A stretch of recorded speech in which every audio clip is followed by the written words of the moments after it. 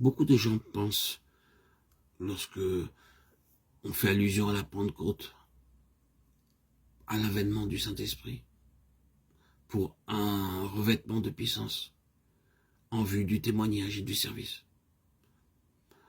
Mais là, c'est parler des effets de la Pentecôte, plutôt que de sa signification propre.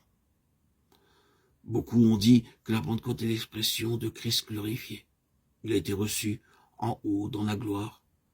Il est glorifié à la droite de Dieu, et parce que Jésus fut glorifié, alors le Saint-Esprit a été envoyé, et nous avons ces faits consignés dans le livre des Actes. Tout cela est vrai, bien sûr. Mes frères et sœurs en Christ, nous devons revenir encore plus en arrière pour avoir une meilleure compréhension de ce qu'est la Pentecôte. Et cela nous permettra de mieux saisir l'existence de l'Église, le caractère distinctif de cette dispensation et la prédication de l'évangile de la gloire de Dieu. Pourquoi est-ce que l'Église devait exister?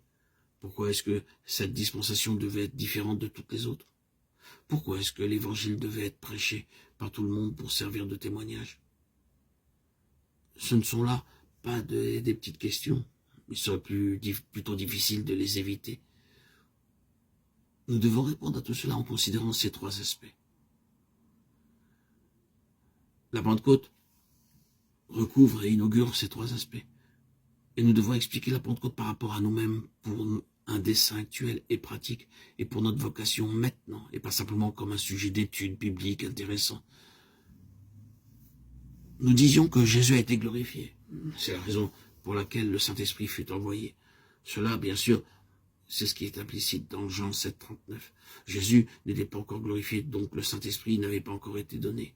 Mais une fois encore, qu'est-ce que la glorification du point de vue de Dieu? Il doit y avoir un lien avec cette question de la justice divine, car la nature même de Dieu est considérée par cela.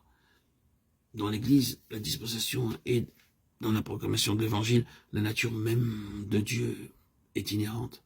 En d'autres termes, c'est la justice de Dieu qui est la suprême finalité. Premièrement, la nature de Dieu lui-même doit être satisfaite, car dans le cas contraire, il n'y a pas de bonne nouvelle ni d'évangile. Il n'y a rien de joyeux dans son propre caractère qui puisse être proclamé. Cela implique donc que la propre nature de Dieu soit pleinement satisfaite.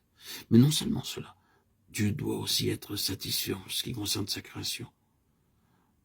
Nous disions dans notre précédente méditation qu'un des aspects concernés par cette question de la gloire, c'est l'existence même de la création et de l'homme comme étant son couronnement.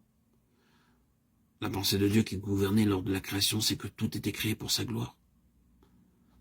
C'est-à-dire que sa gloire pouvait être exprimée et ce qu'il est en lui-même pouvait être manifesté dans tout ce qui touchait à sa personne, tout ce qui émanait de lui. Cela ne devait pas se limiter à un Dieu confiné et vivant dans la plénitude et dans la satisfaction de sa propre autosuffisance. S'il est amour, s'il est plus qu'une simple puissance, il doit donner. Il doit être le grand donateur.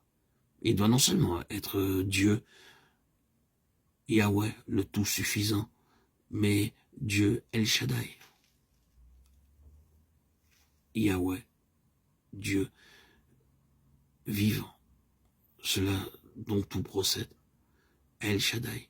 Il doit être celui duquel découle toute puissance, se définissant dans des œuvres, dans des expressions bien définies de ce qu'il est en lui-même.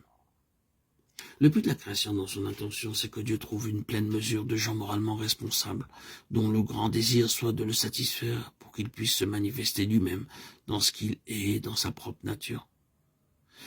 La création est gouvernée par cela, et Dieu doit être satisfait avant qu'il n'y ait une quelconque manifestation de l'évangile, de la gloire de Dieu, et du Dieu bienheureux, le Dieu béni, dont l'expression est ici le Dieu satisfaisait, satisfaisant. Satisfait est un mot que vous pouvez mettre au commencement de toutes les béatitudes. Heureux ceux qui ont faim et soif de la justice, car ils seront rassasiés. Matthieu 5, 6. Béni, satisfait ou heureux. C'est l'évangile de la gloire du Dieu satisfait. C'est une grande chose de pouvoir aller vers ceux du dehors avec la réalité d'un Dieu satisfait en vous et en moi, dans nos cœurs, par le Saint-Esprit. Est-ce que c'est possible? C'est précisément à cela que vous devez parvenir. Vous n'avez pas d'évangile à proclamer avant d'être parvenu à cela.